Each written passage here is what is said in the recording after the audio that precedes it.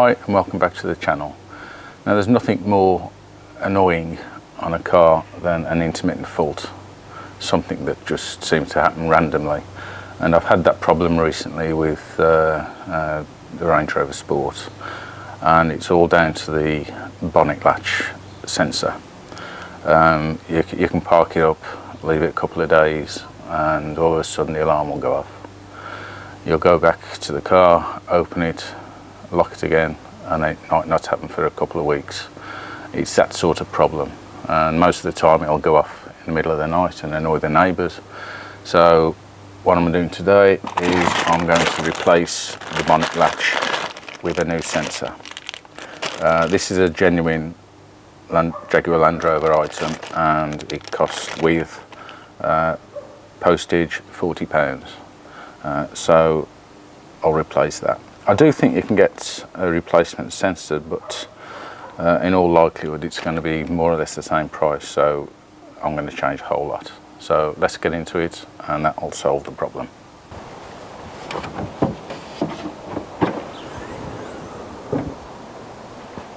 It's the bonnet latch, and as you can see it's held in by two T30 Torx screws, and the attachment to the sensor is down there.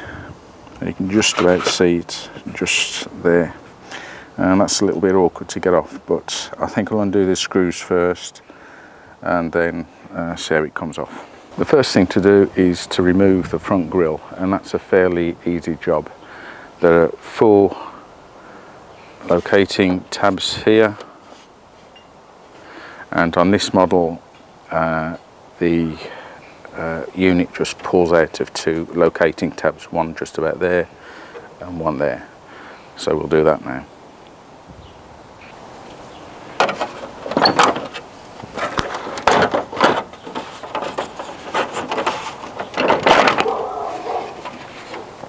And it's as easy as that.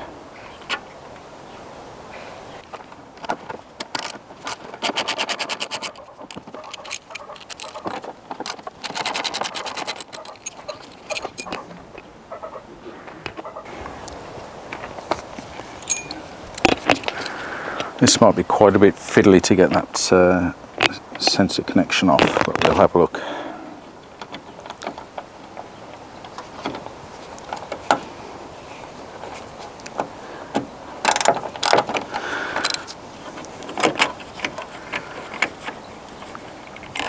Keep those safe.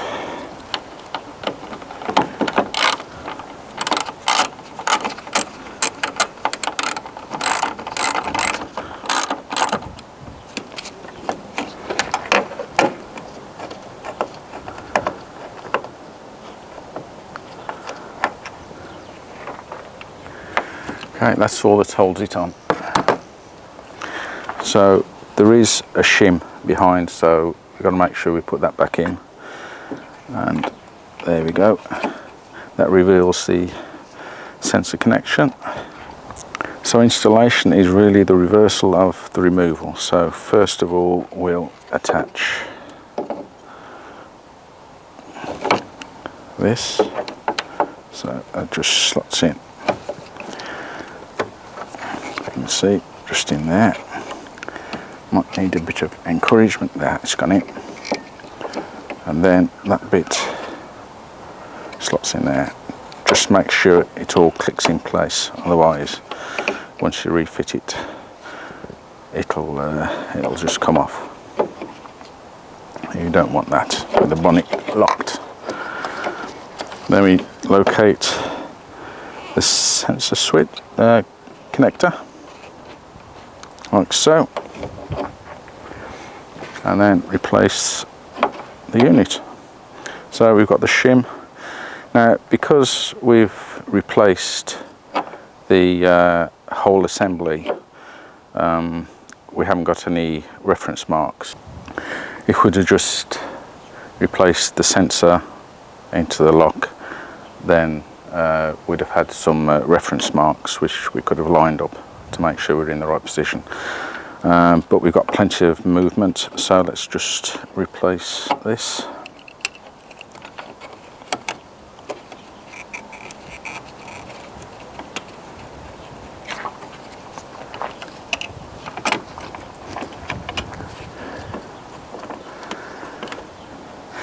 Actually, before we do that, we will put some grease onto the release mechanism, just to stop it all seizing up at some point.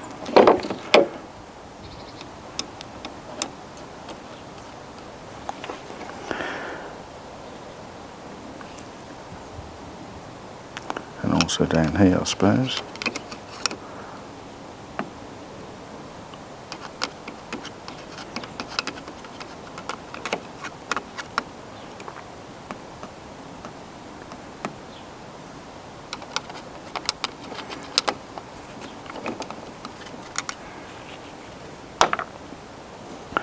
So yeah, so now we've lubricated it, let's just attach it.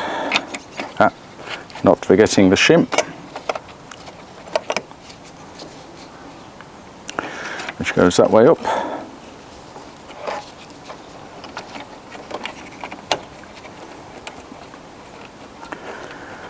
This has got to be one of the easiest jobs to do on a Range Rover Sport, I would guess.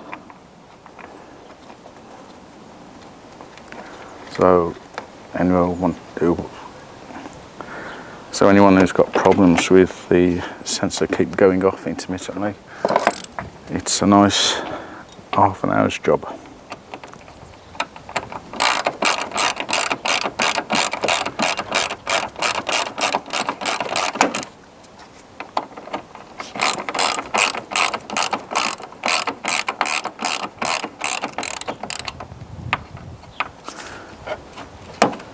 Just line it up centrally. And that's about it. And we'll use that as a first trial.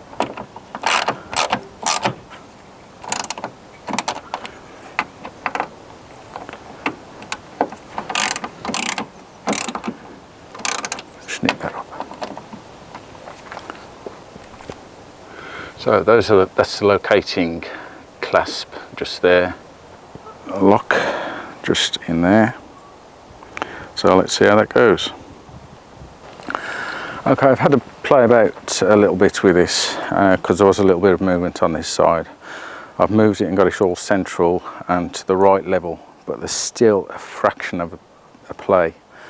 Now, whether it's because of this the latch, I don't know, but it's only just.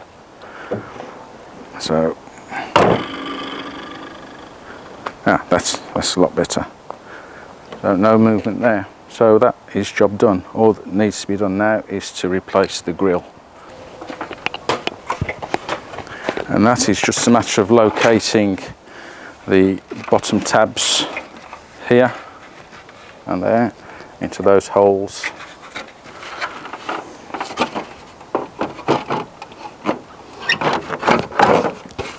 Just pushing in. And just then these top tabs.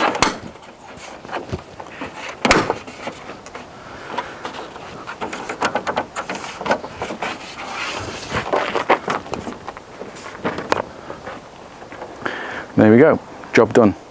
This intermittent playing up of the bonnet sensor is quite a common problem on a variety of Range Rovers because they use the same components. The Discovery 3 certainly, the L322, the Range Rover Sport L320, and I believe some Evoque models. So at some time in your Range Rover ownership, you'll probably come across this problem, and it's a pain because you don't know when it's going to go off, so you might as well spend £40 and an hour of your time and get it fixed. So there we are. Please like and subscribe. I've got another sensor issue which is on the coolant level, and I've actually purchased a new coolant bottle which I'll be fixing in the next episode, so stick around for that. That'll be coming up in a few days time. So as I say, please like and subscribe. There'll be plenty more DIY videos on the Range Rover, and there we are. Thanks for watching. See you soon.